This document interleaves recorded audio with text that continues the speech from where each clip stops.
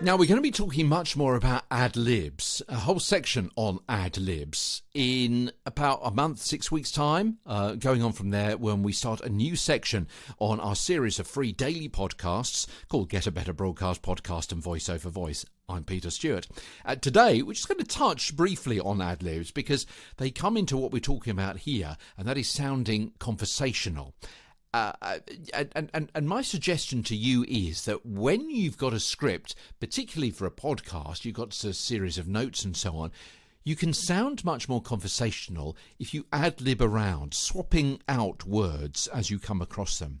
I mean, it's acting, isn't it? And okay, it's a bit odd to script sentences and then ignore the structure, and so too is creating a logical argument and then creating the impression that it's ad-libbed.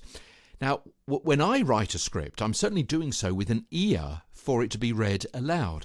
But sometimes on air, the rhythm or a word seems wrong, and I ad-lib something different with, I hope, greater effect. As I say, we look more at ad-libbing later, but here are a few more points before we pick up and run with this particular baton of ad-libbing tomorrow on Get a Better Broadcast Podcast and Voice Over Voice. And number one, it would be to highlight the key points of a script and practice moving logically from one of those ideas to another without looking at each individual word. Ad-libbing will help you find a natural rhythm and alternative natural phrases that you hadn't considered when you're actually sitting at your keyboard.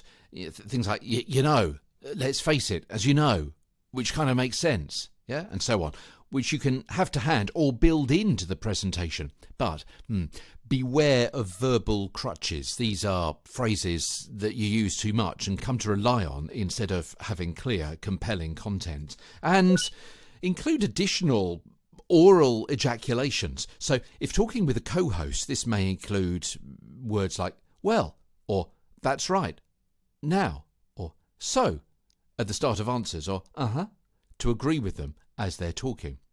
That's right. What I mean to say, yeah, using those kinds of phrases at the start of sentences or indeed during sentences help make you sound more conversational. Well, it stands to reason, doesn't it? There's another example. That's right. This is what we're going to be There's another example. And more examples to come as Get a Better Broadcast Podcast and Voice Over Voice continues. Over the weeks and months, your daily look at how to improve your presentational style with what comes out of your mouth.